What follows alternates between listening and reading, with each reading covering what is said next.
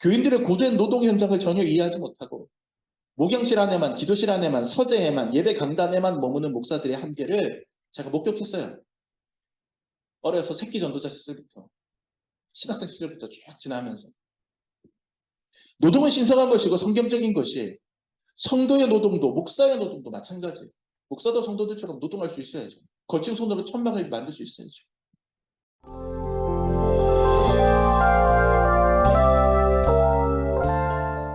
여러분, 프리퀄이라는 단어를 아세요? 프리퀄. 사전에 찾아보면 전편 이렇게 돼 있어요. 전편. 본편이 있으면 전편이 있는 거예요. 그러니까 어떤 작품이 있으면 그 작품이 일어나게 된 배경이 되는 사건으로서 또 하나의 작품 구성을 하는 거죠. 제일 대표적인 게 여러분 스타워즈라는 영화 유명하잖아요. 근데 스타워즈가 제가 어릴 때 영화가 나왔는데 4편, 5편, 6편이 먼저 나왔어요. 보통 1편, 2편, 3편, 4편, 5편, 6편 이렇게 나오잖아요. 스타워즈는 6편까지 있었는데 1편이라고 나온 게 사실은 4편에 해당되는 거예요. 4편, 5편, 6편이 쭉 나온 다음에 세월이 한참 지나고 기술력이 좀 더 발전한 다음에 1편, 2편, 3편이 나왔어. 거꾸로 나왔어요. 예. 그러니까 처음에 나온 스타워즈는 4편이에요. 스타워즈 4부터 나오는 거죠. 희한하죠. 희한하죠. 그게 4편, 5편, 6편 시리즈가 있고 그거의 프리퀄 4편에 나왔던 주인공의 아버지 때의 이야기. 그 이야기로 가서 1편, 2편, 3편이 쫙 이제 되는 거거든요. 그런 걸 이제 프리퀄이라고 하는 거예요. 본편이 있으면 그 이전의 이야기. 프리퀄 작품을 본 관객들은 이제 이런 쾌감을 얻을 수 있어요. 먼저 본편을 보고 나중에 프리퀄을 보면 아, 그래서 이 등장인물이 내가 지난번에 봤던 그 본편 작품에서 요렇게 하고 나왔구나. 아, 그래서 이 사람이 이 본편에서 악당이구나. 아, 그래서 이 스타워즈에서 내가 네 애비다 라고 하는 말이 그래서 나왔구나. 이런 걸 이제 프리퀄을 보면서 끼워 맞추는 그런 좀 쾌감 같은 게 좀 있어요. 더 잘 이해할 수 있게 되죠. 자, 다음 주 추수감사절입니다. 추수감사절이 본편이라면 다음 주 추수감사절이 본편이라고 생각해보죠. 그 추수감사절을 더 잘 이해하기 위해서 프리퀄을 우리가 따로 뽑는다 라고 하면 어떤 주제로 프리퀄을 뽑아야 될 것인가 이걸 한번 생각해보자는 거예요. 왜냐하면 오늘이 추수감사절 전주잖아요. 한 주 전이잖아요. 그러니까 프리퀄에 대해서 생각해볼 시기적으로는 적절한 것 같아요. 추수감사절이 본편이라면 추수감사절의 프리퀄은 어떤 내용이 되어야 될 것인가. 제가 볼 때 추수감사절의 프리퀄을 잡는다라고 하면 그 주제는 노동이 되어야 해요. 그래서 제가 오늘 설교 제목을 그렇게 붙인 거예요. 노동감사절. 뭐 노동감사절이라고 하는 교회력상에 정해진 날짜가 없습니다. 저는 그냥 추수감사절 이전에 모든 주일이 노동감사절인 것 같아요. 추수감사는 수확에 감사하는 날이죠. 우리가 거둔 열매에 감사하는 날입니다. 말하자면 결과물에 주목하는 날이에요. 결과물. 그런데 어떤 결과물도 과정 없이 나오는 것 있어요, 없어요? 없어요. 어떤 결과물도 과정 없이 나오지는 않아요. 콩을 심어야 콩이 나고 파츠 심어야 파츠 납니다. 어떤 사람이 과정과 결과에 대해 설명을 하면서 이 소떡소떡을 사먹은 이야기를 가지고 예를 들어서 인터넷에 글을 올린 걸 제가 읽었어요. 이 사람이 어떻게 썼느냐 하면 자기 아이들하고 함께 고속도로 휴게소에서 들어갔는데 애들이 소떡소떡을 사더래. 얘네들이 소떡소떡 좋아하는구나. 근데 먹는 걸 가만히 보니까 소떡이 무슨 글자 약자예요? 소는 소시지, 그다음 떡은 떡, 소시지 떡 이렇게 돼 소떡이잖아요. 애들이 소시지만 좋아하더래. 떡은 안 좋아하더래. 그럴 거면 차라리 소시지 밖에 있는 핫바를 살 것이지. 네? 근데 소떡을 사놓고서 소시지만 좋아하고 떡도 싫어하진 않는데 떡은 그냥 거들 뿐 이런 개념인 거죠. 근데 이 아이들이 난감해요. 왜? 소시지를 먹고 나면 그 다음 소시지를 먹기 위해서는 반드시 거쳐야 되는 과정이 있어. 뭐예요? 떡이에요. 꽃이 하나니까 떡을 반드시 공략을 해야 소시지로 갈 수 있어. 그쵸? 이걸 가만 보면서 이 사람이 하는 얘기 그거예요. 소시지를 결과라고 생각해보고 떡을 과정이라고 생각해보자. 사람들은 항상 소시지만 먹고 싶어한다. 결과만 빼먹고 싶어한다. 그런데 소떡에서 떡을 거쳐서 소시지로 가야 되는 것처럼 과정을 거치지 않고 결과로 갈 수는 없다. 기발한 접근이다라고 저는 생각을 해봤습니다. 추수감사절을 소떡소떡처럼 생각해 보십시오. 우리에게 주어지는 수확 열매들을 소시지처럼 꽂혀 있는 것이라고 생각한다면 거기로 거쳐가기 위해서 반드시 중간에 거쳐야 하는 과정이 뭐다? 노동이라는 떡을 빼먹어야 소시지라고 하는 결과물로 갈 수 있는 거죠.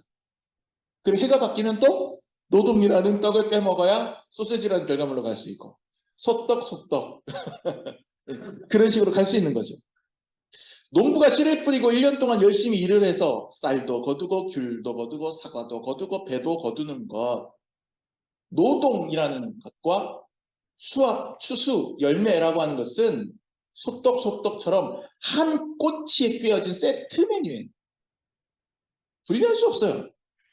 그런데 사람들은 떡은 빼고 소시지만 좋아하는 아이처럼 과정으로서의 노동은 같이 절하하거나 피하고 싶어 하고 결과물로서의 추수만 높게 평가해서 이날만 감사절이라고 이름 붙이는 거예요. 추수한 날만 감사절이. 그리고 교회 명절로 지키고 있어요. 저는 이게 좀 아쉽다는 생각을 설교 준비하면서 해봤습니다. 왜요? 추수만 감사한가요? 노동도 감사한 거예요. 노동 감사절, 노동도 감사한 거예요. 소떡소떡의 떡도 맛있어요. 먹어보면. 일할 수 있다는 사실, 일할 곳이 있다는 사실, 일할 시간이 있다는 사실, 일할 건강이 있다는 사실, 그리고 일하면서 그 일을 통해서 무언가를 배울 수 있다는 사실, 일을 하면서 그 일함으로써 나의 자아를 실현할 수 있다는 사실, 성취감을 느낄 수 있다는 사실, 무언가 내가 일을 통해서 더욱더 성숙해 간다는 사실, 그 감사의 제목이 얼마나 많은지 몰라요. 노동 안에. 그러니 우리가 다음 주에 추수감사로서의 결과물에 감사하는 시간을 보내기 한 주 전에 그 프리퀄러스, 그 추수, 그 결과물, 그 열매가 오기 전에 반드시 우리가 거쳐야 되는 노동에 대해서 감사를 해보자는 것이 오늘 말씀이 취지인 거예요. 항상 우리는 결과물에 주목하고 그 결과에 감사하다, 추수감사절 그만 얘기 많이 하잖아요.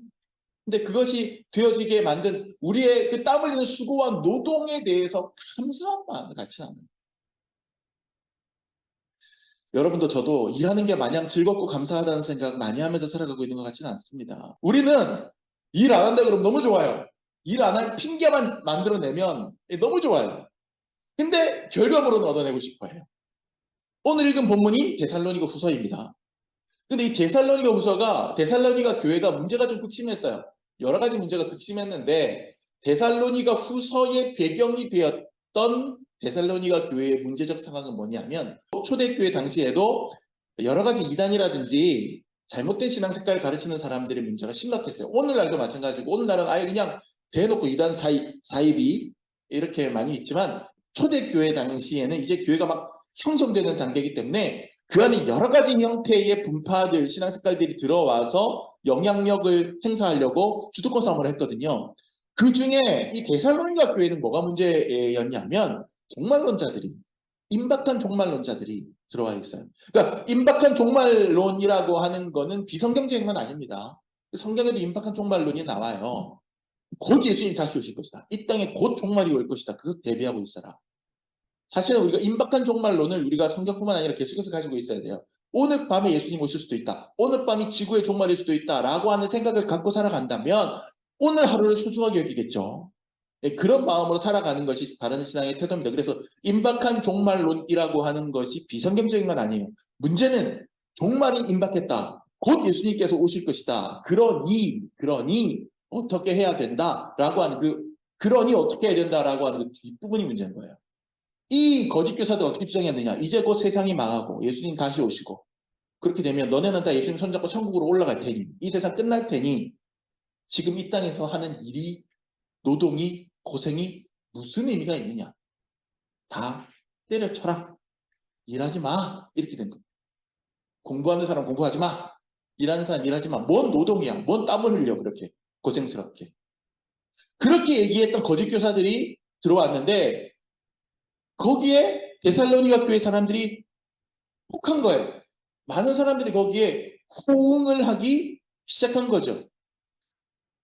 이미 우리 구원을 받았어요. 예수 믿고. 그러니 가만히 빈둥거리고 있으면 잠시 며칠 뒤에, 몇 달 뒤에, 몇 년 뒤에 재림하실 예수님 손잡고 천국 가면 될 일 아니냐. 이거죠. 시한부 종말론이 오늘날도 많이 있습니다. 우리나라도 시한부 종말론 잊을만 하면 하나씩 터져 나와요. 근데요, 거기 사람들 특징이 뭐냐면요. 그렇게 자꾸 때려쳐요. 학교 안 가고 학교 때려치고, 회사 안 가고 회사 때려치고, 자기 자식들이 멀쩡히 있는데 자식들 돌보는 일도 엄마들이 때려쳐요. 이거 무가차. 방치해버리고 달려가가지고 흰옷 입고 박수치고 이제 나 천국 올라간다. 시한부 종말론자들 그래요. 데살로니가 교회가 그랬던 거예요. 거기에 많은 사람들이. 근데 바울은 예수님 다시 오실 것이다. 이 땅에 종말이 오고 예수님 다시 오실 것이다. 라는 것을 누구보다도 강력하게 주장했던 사람이 바울이었음에도 불구하고 바울은 데살로니가 교회의 이런 일부 사람들의 이런 신앙 행태를 보고 잘못된 것이다 라고 강력하게 비판하고 있잖아요. 그게 오늘 본문입니다. 그러면서 야 너네 그런 소리 하는 사람들하고 어울리지 마. 그런 사람들하고 어울리지 마. 나쁜 친구 사귀지 말라고 잔소리하는 부모처럼. 어울리지 마. 이렇게 가르치고 이야기하는 겁니다. 그게 6절 말씀이에요. 읽읍시다. 시작. 형제들아 우리 주 예수 그리스도 이름으로 너희를 명하노니 게으르게 행하고 우리에게서 받은 전통대로 행하지 아니하는 모든 형제에게서 떠나라. 여기서 게으르게 행하고 우리에게서 받은 전통. 우리에게서 받은 전통이라고 하는 것은 바른 신앙입니다. 바울이 가르쳤던 올바른 신앙에서 떠나서 변질된 복음, 여기서 말하는 변질된 복음은 시한부 종말입니다. 거기에 빠져서 일 안 하고 게으르게 살아가는 사람들로부터 떠나라. 걔들이랑 어울리지 마. 이 얘기 지금 하고 있는 겁니다. 여러분 일하는 게 재밌고 일하는 게 신나면 오히려 종말이 와서 일 못하게 된다 그러면 그게 아쉬울 거예요. 근데 일하는 게 재미없고 일하는 게 힘들고 일하는 게 신나지 않으니까 일할 필요 없다 그런 거기 혹하는 거예요. 학교 다닐 때도요. 꼭 이렇게 무책임하게 거짓 정보 걸린 애들이 있었어요. 꼭 그래요. 신학교 다닐 때 퀴즈라고 하는 건 이제 대학교에서 퀴즈라고 하는 거는 쪽지 시험 얘기하는 겁니다. 꼭 이제 중간고사 기말고사 아닌데도 쪽지 시험 매주 보는 교수님들이 있었어요. 아우 너무 싫어 너무 싫어. 매주 쪽지 시험 자꾸 봐. 그런 교수님이 있는데 누가 가서 그런 얘기하는 그 목사님 그 교수님 뭐 이런저런 사정이 있어서 내일 휴강할지도 모른다는데 가능성이 있다는 거예요. 할지도 모른다는 거예요. 한다는 것도 아니에요. 근데 이상하죠. 내가 공부 되게 하기 싫으니까 그 가능성이 확정된 사실인 것처럼 믿고 싶어져요. 그래? 그럼 휴강하겠네. 그런 상황이면 휴강일 거야. 휴강 확실해. 자, 놀아. 이렇게 되는 거죠. 근데 다음날 아무렇지도 않게 강의실에 등장한 교수님, 거짓 정보에 몇몇 학생들 피눈물을 흘리게 됩니다. 그 중에 하나가 저고. 그렇게 되는 거죠. 왠지 그 얘기를 믿고 싶어져. 그 거짓 정보에 현혹돼. 여러분 성적을 위해서만 공부하면 이렇게 됩니다. 시험 성적이라고 하는 결과물만 생각하면 이렇게 돼요. 이런 사람들은요. 반대로 무조건 시험 성적 A뿔 보장해 준다고 하면 백지로 시험지 내도 A뿔 준다라고 하면 공부할까요? 안 할까요? 안 합니다. 왜냐하면 결과물만 보고 공부를 하기 때문에 그래요. 결과물이 보장되면 뭐하러 과정을 해요? 안 합니다. 근데 그와 반대로 어떤 분들은 공부 그 자체의 의미를 알고 깨닫는 사람들도 있어요. 그럼 그런 사람들은 시험이라든지 성적이라든지 이런 거 상관없이 공부 자체의 매력을 느끼고 공부를 하고 싶어서 공부하시는 분들이 있어요. 이런 대표적인 게 어떤 분들입니까? 이런 분들 중에 은퇴하고 나서 계속 공부하시는 분. 은퇴를 했어요. 내가 평생 다 은퇴했어요. 내가 이제 무언가를 새로 공부를 해서 그거 가지고 내가 새로운 인생을 도전할 것도 아니야. 근데도 이분들은 문화센터 나가서 공부를 하고 뒤늦게 방송 통신 통해서 온라인으로 공부를 하고 찾아보고 그렇게 해요. 그분들이 시험 성적 잘 받으려고 하기 싫은데 억지로 하는 게 아니에요. 그분들에게는 공부하는 것 자체가 삶의 의미가 있는 거예요. 살아있다는 걸 느끼게 하고 아직 무언가에 도전할 수 있다는 것을 알게 하고 모르는 분야의 지적 욕구를 채우고 공부 자체를 의미 있게 여기는 거예요. 노동이라고 하는 것도 그런 겁니다. 공부가 힘들듯이 노동도 힘들어요. 공부도 일종의 노동이죠. 그래서 어떤 사람들은 단순히 노동을 피하고 싶어 합니다. 하지만 결과물을 얻어내기 위해서 어쩔 수 없이 해야 되는 과정으로 노동을 생각합니다. 돈을 벌기 위해서 하기 싫은 업무 억지로 하고 열매를 수확하기 위해서 하기 싫은 농사일 억지로 하고 당연한 거예요. 누구나 이런 마음은 있어요. 저도 카페 일하면서 그래요. 하지만 그런 생각 자체에 완전히 얽매여버리면 결과지상주의에 얽매여버리면 내가 하는 이 일이 너무 힘들고 지루하고 어려워서 견딜 수가 없어요. 이 일 자체의 의미를 찾고 이 일 자체에서 내가 재미를 느껴야 되죠. 일 안 해도 돈 주고 일 안 해도 열매 주고 일 안 해도 곡식 거두게 해준다고 하면 더 이상 일하려고 하지 않게 될 거예요. 만약에 과정 그 일이 재미없다고 한다면. 놀려고만 할 거예요. 쉬려고만 할 거예요. 대부분이 그럴 거예요. 그래서 데살로니가 교회에 거짓 정보를 흘리는 사람들이 나타나서 이제 곧 세상이 망할 테니 일할 필요 없다라고 말하자 거기에 사람들이 혹해버린 거예요. 믿고 싶어진 거예요. 휴강이야? 휴강 할 거야. 이렇게 되는 사람처럼, 아, 그래? 아, 그러면 일할 필요 없겠네? 야, 관둬. 빈둥. 여러분 혹시 살아가면서 이런 얘기 들어보셨어요? 야, 일 안 하는 자는 먹지도 말라. 이런 얘기 들어보셨어요? 근데 그게 성경에 나오는 말이에요, 사실은. 성경 어디에 나오느냐? 오늘 본문에 나오는 말이에요. 오늘 본문에 나오는 말을 사람들이 격언처럼 사용하는 거예요. 일 안 하는 사람 먹지도 말라. 그게 어디에 나오냐 하면 10절에 나와요. 바울이 얼마나 속상했냐 하면 종말이 온다고 일 안 하고 빈둥거리는 사람들이 있다는 소식을 듣고 편지를 써서 보내면서 바울이 이런 얘기까지 하는 거예요. 10절 말씀 다 같이 시작. 우리가 너희와 함께 있을 때에도 너희에게 명하기를 누구든지 일하기 싫어하거든 먹지도 말게 하라 하였더니 바울이 그러는 거예요. 야, 내가 너네랑 같이 있을 때 그런 얘기 했던 기억나냐? 일하기 싫으면 먹지도 마. 바울의 이야기. 이어서 11절 12절 봅시다. 시작. 우리가 들은즉 너희 가운데 게으르게 행하여 도무지 일하지 아니하고 일을 만들기만 하는 자들이 있다 하니 이런 자들에게 우리가 명하고 주 예수 그리스도 안에서 권하기를 조용히 일하여 자기 양식을 먹으라. 완전히 손에서 일을 놔버리고 빈둥빈둥 놀기만 하면서 일은 안 하고 일을 자꾸 만들기만 해요. 여러분 일을 안 하면 가만히 있게 되는 것 같죠? 아니에요. 일을 안 하면 일을 만드는 거예요. 누구의 일을 만들어요? 다른 사람의 일을 만들어요.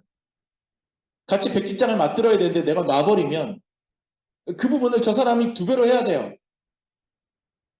그럼 일을 만드는 거예요. 또 나도 먹고 살아야 되잖아요. 그럼 나를 또 먹여 살리려고 또 누군가 또 일을 해줘야 돼요. 또 내가 일을 안 하면 사실은 일을 만드는 거예요.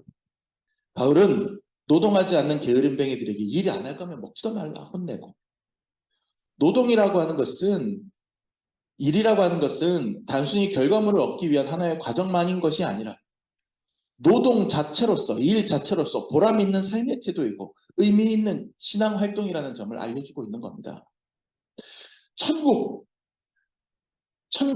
예수 믿고 천국 가세요. 그렇게 전도 많이 하는데 이 천국이라고 하는 결과물에만 시선이 가 있는 사람들 이 땅에서 치열하게 살아가는 과정은 무가치하게 생각합니다. 하지만 하나님은 우리가 천국이라고 하는 최종 결과물을 얻기까지 이 땅에서 최선을 다해서 치열하게 살아가는 과정, 겪기를 원하십니다.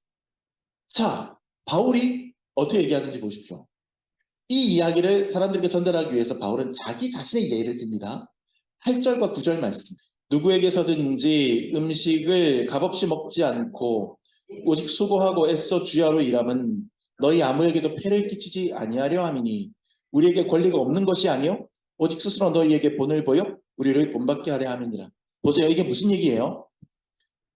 이중직 목회라는 개념이 있어요. 요즘 뜨는 개념 중에. 예전에는 이중직 목회가 죄인 취급을 했었는데 불과 한 10여 년 전만 해도 지금 이중직 목회를 목회의 대안으로 취급하는 분위기입니다. 그러니까 실제로 교단 차원에서도 이중직 목회에 대해서 굉장히 많이 장려하고 또 그 부분에 대해서 연구가 많이 진행되고 있어요. 이중직 목회라고 하는 건 뭐냐면 목사님이 목사님만 하는 게 아니라 자기 개인적인 직업, 잡을 따로 하나 더 갖는 걸 얘기해요. 제가 일하는 목회자들의 모임이라고 하는 페이스북 그룹에 가입되어 있거든요. 거기에 별의별 목사님 다 있어요. 청소 용역 하시는 목사님, 붕어빵 파시는 목사님, 인테리어 하시는 목사님, 수도 배관 하시는 목사님, 택배 하시는 목사님, 대리기사 하시는 목사님, 저처럼 카페 하시는 목사님 엄청 많아요. 근데 그분들이 왜 그렇게 할까요? 옛날의 시선은 이랬어요. 옛날의 시선은 목사들이 목회에 집중해야지. 자기 배불려서 밥 벌어먹고 뭐 자겠다고 직업생활을 하고 양다리를 걸쳐 이런 시각이었어요. 지금도 어르신 목사님들은 그렇게 생각을 해요. 근데 거꾸로 생각해 보세요. 이분들은 목회 안 해도 돼요. 직업을 가지고 내가 수도 배관 기술이 있고 내가 청소 용역해서 먹고 살면 그냥 그걸로 하면 돼요. 근데 왜 그걸 해요? 이분들의 대부분은 교인이 저처럼 몇 명 되지 않는 교회 목사님들이다. 교인들에게 생활비 부담 안 주려는 거예요. 목사님들이. 개척교회 하면서. 자비량 하려고 하는 거예요. 자비량. 이렇게 내가 주중에 일을 해서라도 나는 반드시 목회를 해야 되겠다라고 하니까 이중직을 합니다. 야, 너네가 일도 하고 교회도 목회도 하고 양다리 걸치면서 하니까 니네가 무슨 목사야. 목회 열정 없는 거 아니야. 그 열정으로 전도를 해보지. 천만의 말씀이야. 잘못된 생각에 오히려 목회를 정말 하고 싶어 하기 때문에 그래서 주중에 일을 해서라도 조달을 하려는 겁니다. 근데 이게 어르신 목사님들이 생각하는 것처럼 비성경적인 것이 아니라 철저하게 성경적인 마인드라는 거죠. 바울이 그래요. 지금 우리가 읽었던 바울 뭐라고 얘기합니까? 이 말씀에 보면 누구에게서든지 음식을 값없이 먹지 않고 이거 무슨 얘기예요? 공짜로 얻어먹지 않겠다 이 뜻이에요. 공짜로 얻어먹지 않겠다. 너네가 목사님 이거 목사님 저거 이런 식으로 주시는 거 여러분들이 주시는 거 감사하게 제가 받습니다. 목회자로서. 하지만 그거에만 의존하고 살고 그것만 바라보고 있지 않겠다.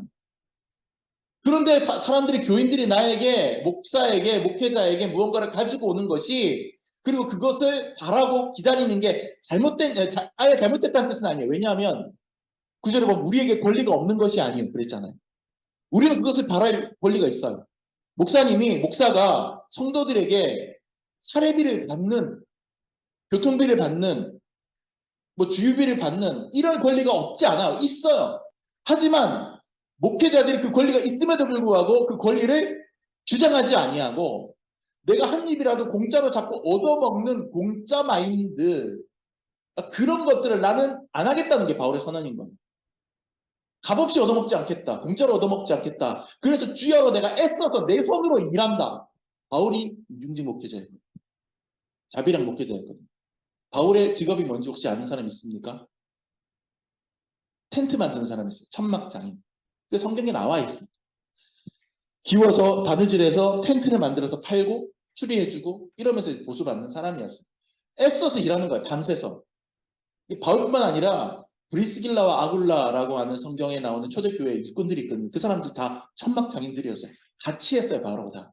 누구한테 이걸 기술을 가르쳐줬는지 모르겠으나 이중직 자비량 목회자였어요. 바울은. 노동 없이 교인들 헌금으로만 살아도 돼요. 그건 당연한 권리예요. 사실 목사님들. 그거 그렇게 안 한다고 뭐라고 할 거 아니에요. 그거 욕먹을 거 아니에요. 목회자로서 당연히 요구할 수 있어요. 하지만 바울은 그 권리를 스스로 거부합니다. 공짜 나는 싫습니다. 교인들한테 경제적으로 너무 패기치는 거 싫습니다. 그래서 자기가 스스로 주야로 애써서 일한다. 이것이 제가 교회를 개척하면서 이중직 목회자로 나선 성경적인 근거예요. 오늘 이 본문. 유성열 목사가 그렇게 했던 성경적 근거예요. 교인들의 고된 노동 현장을 전혀 이해하지 못하고 목양실 안에만, 기도실 안에만, 서재에만, 예배 강단에만 머무는 목사들의 한계를 제가 목격했어요. 어려서 새끼 전도자 시절부터 신학생 시절부터 쭉 지나면서 노동은 신성한 것이고 성경적인 것이 성도의 노동도 목사의 노동도 마찬가지예요. 목사도 성도들처럼 노동할 수 있어야죠. 거친 손으로 천막을 만들 수 있어야죠. 마태복음 24장 40절부터 41절 말씀 여러분과 함께 찾아보려고 했지만 시간이 많이 가서 찾지는 않겠습니다. 무슨 얘기냐면 예수님께서 제자들에게 종말의 때에 일어날 사건들에 대해서 쭉 말씀을 해주시는데 마태복음 24장 40절부터 41절에 보면 두 사람이 있는데 한 사람은 구원받아서 데려감을 당하고 한 사람은 남겨짐을 당할 것이다. 이런 얘기를 해요. 근데 그 설정이, 배경 설정이 재밌어요. 두 사람이 밭에 있는데 이렇게 나와요. 한 사람은 데려가면 당하고 한 사람은 남을 것이다. 지금 데살로니가 교회 교인들은 종말의 때가 오기 때문에 밭에 나가서 일할 필요가 없다고 생각한 사람이에요. 근데 정작 예수님은 종말의 때에 대해서 마태복음 24장에서 설교하면서 두 사람이 밭에 있는데 한 사람은 데려감을 당하고 한 사람은 있을 것이다. 또 그 다음에 예수님이 이어서 얘기합니다. 두 여인이 함께 맷돌질을 하는데 한 여인은 데려감을 당하고 한 여인은 남겨져 있을 것이다. 그게 마태복음 24장 40절 41절 말씀이에요. 그러니까 밭일을 하다가 맷돌질을 하다가 맞는 게 예수님께서 가르쳐 주신 종말의 장면입니다. 노동의 장면이에요. 부지런히 노동하는 삶의 현장에서 자연스럽게 주님 맞는 것이 성경적인 종말론인 거예요. 데살로니가 교회 교인들은 착각했던 거죠. 바울은 이 지점을 지적하는 겁니다. 다음 주일 추수감사주일입니다. 수확한 열매, 그 결과물에 감사하는 날. 하지만 한 주 전 우리는 추수의 프리퀄 이야기를 하고 있습니다. 추수가 가능하려면 치열한 땀방울의 현장, 노동이 있어야 했다. 그 부지런함이 있어야 했다. 여러분, 추수감사절의 스토리에 대해서 여러분 정말 많이 들었죠. 저도 매년 여러분께 얘기합니다. 추수감사절은 미국 명절이에요. 근데 왜 미국의 명절이냐? 영국 성공회의 신앙적인 핍박을 이기지 못했던 퓨리탄들이 이게 메이플라워 배를 타고 이제 신대륙, 아메리카 대륙으로 건너가서 거기서 미국이라는 나라를 건설했다. 라고 하는 게 이제 역사적인 이야기죠. 실제로 메이플라워를 타고 건너갔던 102명 중에 퓨리탄, 이 청교도들은 절반도 안 됐습니다, 사실. 역사적으로 보면. 하지만 이제 우리가 그 100여 명이 전부 다 청교도라고 생각을 하는데 그게 아니에요. 어쨌거나 그 청교도들이 거기에 섞여서 대다수가 돼서 가서 거기서 미국을 건설을 하는데 1년이 지나고 첫 수확을 거두어서 하나님께 감사를 지내고 감사하고 자기들에게 도움을 줬던 인디언들 불러다가 같이 베풀고 먹고 그게 추수감사절의 유래거든요. 근데 그 추수를 해서 나눠 먹고 감사하면서 기쁨으로 예배를 드렸다. 이 이야기만 놓고 잘라서 이야기를 하면 이거는 사실은 진짜 첫 번째 추수감사절, 미국에서 했던 첫 번째 추수감사절의 의미의 그 겉모습만 보는 거예요. 진짜 참된 의미를 보지 못하는 거예요. 그 첫 번째 추수감사절이 왜 그토록 감격적이었냐? 왜 그토록 눈물 뿌릴 정도로 가슴 절절했던 감사함이었느냐? 그 1년 동안 처음 와보는 땅에서 경험도 없었던, 농사 경험도 없었던 그 영국인들이 와가지고 거기서 먹고 살려고 얼마나 고군분투하면서 씨를 뿌리고 일을 하고 했었겠어요. 무시무시해 보이는 인디언들이 처음에 도움을 많이 줬습니다. 그래서 인디언들 도움 받아가면서 그러면서 이제 농사를 짓는데 11월 달에 도착해서 첫 해 겨울을 지나는데 그 겨울 동안 같이 넘어갔던 사람 중에 절반 이상이 다 죽습니다. 병에 걸려서. 같이 배 타고 왔던 102명 그들 중에 절반 이상이 죽어버려요. 그 첫 해 겨울에 풍토병을 이기지 못하고 혹독한 추위와 굶주림을 이기지 못하고 같이 넘어온 사람들, 그 사람들이 내 옆에서 죽어가는데 살아남은 사람들이 길을 쓰고 거기서 살아남으려고 씨를 뿌리고 키워서 필사적으로 일해서 겨우 얻어낸 곡식. 그게 추수감사주일이에요. 그러면 추수감사주일은 막 기쁘고 단순히 이렇게 하는 날이 아니라 그 안에는 눈물이 숨어 있는 거예요. 피땀 어린 노동의 현실이 그 안에 숨어 있는 적이 추수감사주일이에요. 그러므로 노동에 대한 이야기가 빠진 채 추수의 기쁨만 얘기한다면 이것은 하나도 감동적이지 않은 맥 빠진 이야기가 되고 말고 사실관계도 부합하지 않는 거죠. 추수감사절의 프리퀄은 노동에 대한 묵상이어야 합니다. 우리 예수님은 목수의 아들이자 스스로 목수였고 예수님의 12제자 중 상당수는 어부였어요. 육체 노동자였다는 뜻이에요. 예수님은 이런 말씀도 하셨습니다. 내 아버지께서 이제까지 일하시니 나도 일한다. 요한복음 5장 17절 말씀. 예수님도 일하시는 분이었고 우리에게 일하라고 말씀하셨습니다. 노동은 신성한 거예요. 노동을 통해서 우리는 신앙을 배우고 삶을 배웁니다. 억지로 일을 하면 그러면 우리는 그 노동이 싫지만 노동을 하면서 그 노동을 통해서 우리가 무언가를 배우려 하고 애쓴다면 그러면 노동은 우리에게 삶의 묵상이에요. 바울은 일하지 않으면 먹지도 말라고 했어요. 만약에 여러분이 하나님 앞에서 당연히 해야 될 일을 하지 않으려고 한다면 우리는 우리의 권리 주장하는 것도 부끄러워해야 할 겁니다. 이제 말씀 끝낼게요. 소떡소떡 이야기로 돌아가 보죠. 시선이 소세지에만 가 있는 사람은 떡은 소세지를 얻기 위해서 거쳐야 하는 하나의 과정에 불과하는 걸로 생각을 합니다. 그래서 먹지 않고 빼버리고 소세지를 공략하고 싶어하는 유혹에 빠지죠. 하지만 사실 소떡소떡은 소세지 하나, 떡 하나가 공평하게 꽂혀 있는 먹거리입니다. 세트예요.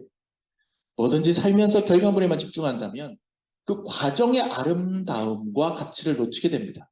과정과 결과가 소떡소떡처럼 함께 있을 때 아름다운 삶이 되고 아름다운 신앙이 되는 겁니다.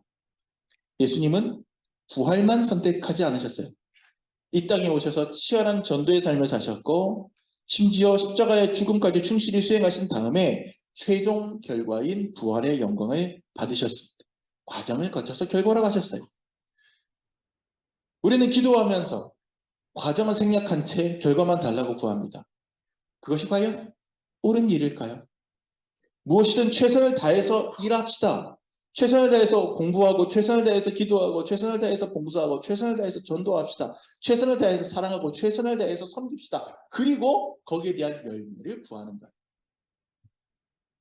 선을 행하되 낙심하지 말라. 오늘 우리가 했던 말씀의 제일 마지막 절입니다. 결과가 당장 눈앞에 보이지 않을지라도 낙심하지 않고 최선을 다하는 거예요.